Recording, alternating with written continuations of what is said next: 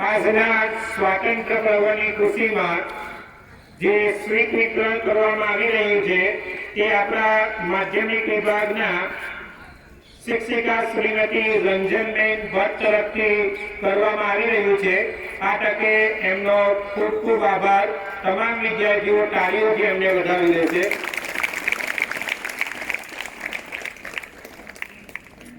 ફરી એકવાર અહીંયા ઉપસ્થિત તમામ નામી અનામી વ્યક્તિઓનું હું એમએઆઈ પરિવાર વતી હાર્દિક સ્વાગત કરું છું। કાર્યક્રમને આગળના ચરણમાં લઈ જતા હવે આજના આપણા ધ્વજારોહક અને આપણી શાળામાંથી ટૂંક સમયમાં જ વય નિવૃત્ત થનાર ઉચ્ચતર માધ્યમિક વિભાગના ઉદ્યોગ શિક્ષક શ્રી ઇલિયાસ એ ચચા સાહેબને હું વિનંતી કરીશ કે તેઓ અહીંયા ઉપસ્થિત થઈ પ્રાસંગોચિત ઉદ્બોધન કરે। જનાબ ઇલિયાસ એ ચચા સાહેબ। अस्सलामु अलैकुम। माननीय मंचस्थ महानुभाव, उलमाए किराम, ग्रामजनों, शिक्षकगण અને મારા બહારના વિદ્યાર્થી ભાઈઓ બહેનો,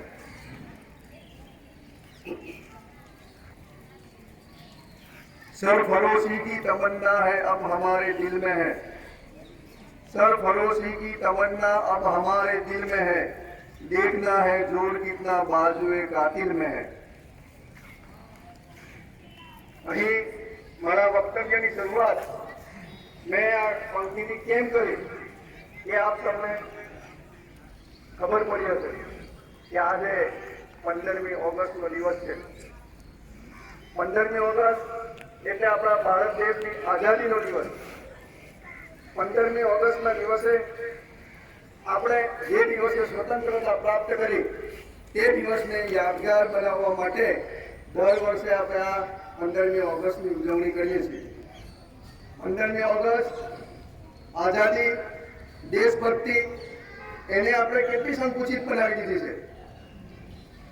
જ્યારે 15મી ઓગસ્ટ આવે તે દિવસે આપણે થોડા સરસ મજાનું સ્ટેજ શો કરી રાષ્ટ્રધ્વજને સલામી આપી આપણે એને ભૂલી જઈએ છીએ। અહીંયા એક કહેવત છે, બકરું કાઢતા શિયાળ પેટું। આ કહેવતને આપણે આ 15મી ઓગસ્ટના દિવસ સાથે જોડીએ તો આપણે આજે બકરા રૂપી અંગ્રેજોની જે સિસ્ટમ છે એને આપણે ચોક્કસ કાઢી શક્યા છે, પરંતુ જે શિયાળ રૂપી વિચારસરણી છે એ હજુ સુધી આપણે કાઢી શક્યા નથી। મારી સામે આ વિદ્યાર્થી ગણ છે, એમને હું આ તબક્કે બે વાત કહેવા માંગુ છું। તમે એપીજે અબ્દુલ કલામ સાહેબનું નામ સાંભળ્યું હશે, તમે બધા ઓળખો છો કે જે મિસાઇલ મેન તરીકે અને ભૂતપૂર્વ આપણા રાષ્ટ્રપતિ તરીકે રહી ચૂક્યા છે। એમણે એક વાત કહી, in the very old time the world was driven by muscles power, after that it was driven by money power, and it being driven by the power of knowledge। એટલે કે શરૂઆતના સમયમાં શરીરની તાકાતથી દુનિયા ચાલતી હતી, વચ્ચે થોડો સમય પૈસાના જોડે દુનિયા ચાલી, અને અત્યારે દુનિયા ચાલે છે નોલેજના જોર પર, શિક્ષણના જોર પર, જ્ઞાનના જોર પર। અમેરિકા, ફ્રાન્સ, ઇંગ્લેન્ડ, જાપાન એ બધા જે દેશો છે એ આપણા કરતા આગળ કેમ છે? એ લોકોની જનસંખ્યા પણ ઓછી છે અને લગભગ એ આપણા કરતા ઓછા મહેનતુ છે, તેમ છતાં પણ એ લોકો આગળ કેમ છે? એટલા માટે કે એમને ત્યાં શિક્ષણનો પ્રસાર એટલો બધો થયો કે એ લોકો આપણા કરતા વધારે નોલેજેબલ, જ્ઞાની રહ્યા। બીજી એક વાત, તમે મેજર ધ્યાનચંદ નામ સાંભળ્યું હશે, જે આજકાલ એમનું નામ વિવાદમાં ચાલી રહ્યું છે।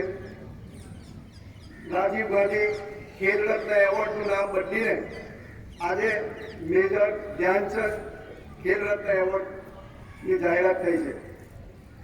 એ વાત બીજી છે, અહીંયા હું કહેવા એ માંગુ છું કે આ જે મેજર ધ્યાનચંદ છે એમણે આપણા દેશને હોકી ઓલિમ્પિક હોકીમાં 3 એવોર્ડ અપાવેલા છે. એ લગભગ 1928માં, 1932માં અને 1936માં. જ્યારે 1936ની અંદર જર્મનીમાં હોકીની વર્લ્ડ ફાઇનલ મેચ રમાતી હતી ત્યારે ત્યાં લગભગ 25,000 જેટલી લોકો ત્યાં હાજર હતા અને ત્યાંનો તાનાશાહ હિટલર પણ ત્યાં આ મેચ જોઈ રહ્યો હતો. તો ભારતે આ મેચને જર્મનીને લગભગ 16-1થી પરાજિત આપ્યો. હિટલરથી આ જોવાયું નહીં, એ ઝડપથી નીચે આવ્યો, મેદાન પર આવ્યો અને કહેવા લાગ્યો કે આ ભાઈની હોકી ટોળો એના હોકીની અંદર કંઈક ને કંઈક લોચુંબક હોવું જોઈએ. હોકી તોડવામાં આવી, કંઈ ન નીકળી. તો હિટલરે રાત્રે ધ્યાનચંદને પોતાના રૂમમાં બોલાવીને પૂછ્યું કે તમે હોકીની રમત સિવાય બીજું શું કરી રહ્યા છો, બીજું કયું કામ કરો છો? ત્યારે ધ્યાનચંદે કહ્યું કે હું ઇન્ડિયન આર્મીમાં છું. તો હિટલરે જવાબ આપ્યો કે તમને તમારા દેશે શું આપ્યું? હજુ તમે સુબેદાર જ છો. તમે જર્મનીમાં આવી જાઓ, જર્મની તરફથી રમો, હું તમને ફિલ્ડ માર્શલ બનાવી દઈશ, ખૂબ ઊંચા પદ પર લઈ જઈશ. તો આ દેશની વાત આવી ગઈ એટલે મેજર ધ્યાનચંદ ગુસ્સામાં આવી ગયા અને એમણે ગુસ્સામાં હિટલરને જવાબ આપ્યો કે મારી પ્રગતિનો આધાર મારા દેશનો નથી, પણ મારા દેશની પ્રગતિનો આધાર હું છું.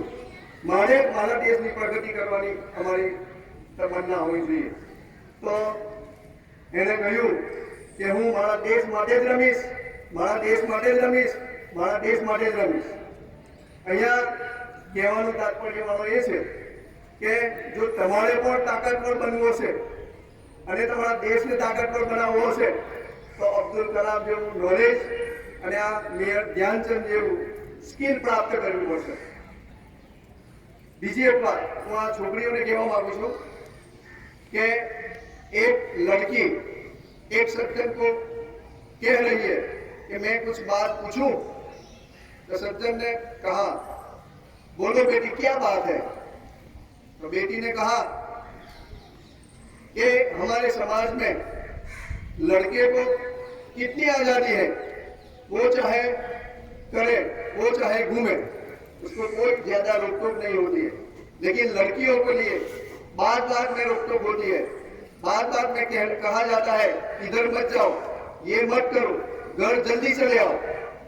ये सुनकर ये सज्जन ने मुस्कुराते हुए जवाब दिया कि बेटी तुम्हें लोखंड के दुकान के बाहर या लोखंड के जो औजार बनाए हुए हैं उसके गोडाउन के बाहर ये सब चीजें पड़ी हुई देखी है. उसके ऊपर गर्मी, सर्दी, बारिश किसी की भी कुछ असर नहीं होती है, उसकी कीमत में भी कोई फर्क नहीं पड़ता है. इसी माने लड़के की हैसियत है. दूसरी ओर उन्हें सुनार की दुकान में देखा होगा एक बड़ी तिजोरी, उसमें एक छोटी तिजोरी और उसमें एक खूबसूरत डब्बी के अंदर रेशम के अंदर बड़ी नजाकत के साथ हीरा रखा होता है. और सुनार को मालूम है कि हीरे के ऊपर जो जरा भी खड़ास आ जाएगी तो उसकी कोई कीमत नहीं रहेगी. तो इसके माने लड़की की हैसियत है. इस तरह ये लड़के और लड़की के अंदर फर्क है.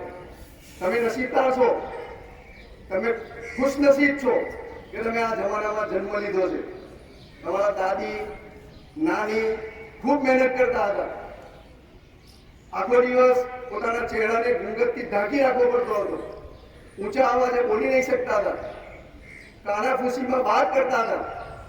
જ્યારે તમે આજે બડા સન્માનની સાથે આત્મવિશ્વાસની સાથે ડોક્ટર ભેળવીને તમે સ્કૂલ આવી શકો છો તમારા મા બાપ તમને સ્કૂલે ઘણા વિશ્વાસની સાથે મોકલે છે, તો આ તકનો લાભ તમારે ઉઠાવવો જોઈએ. અને ખાસ કરીને તમારે પોતાના મા બાપને પોતાના મનમાં રાખવા જોઈએ, કારણ કે મા બાપ તમારી ખૂબ ચિંતા કરે છે, મા બાપ તમારી રાહ જુએ છે, મા બાપ તમારી બધી વ્યવસ્થા કરે છે. અને ખાસ કરીને પોતાની મા તે મા છે, મા તમારી રાહ જુએ છે.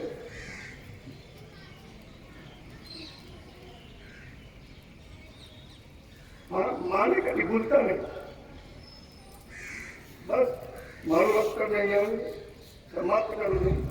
આ તકે મને જે રાષ્ટ્રધ્વજ ફરકાવવાની અને 2 વાત કહેવાની જે તક આપી તે બદલ હું આ સંસ્થાના તમામ મંત્રીમંડળના તમામ હોદ્દેદારો સાહેબોનો આભાર માનું છું. અને સાથે સાથે આ સ્કૂલના આચાર્ય શ્રી એમ એ પટેલ સાહેબનો પણ આભાર માનું છું. અને આપ સૌનો આભાર માનું છું કે તમે બધાએ મને ખૂબ શાંતિપૂર્વક સાંભળ્યો.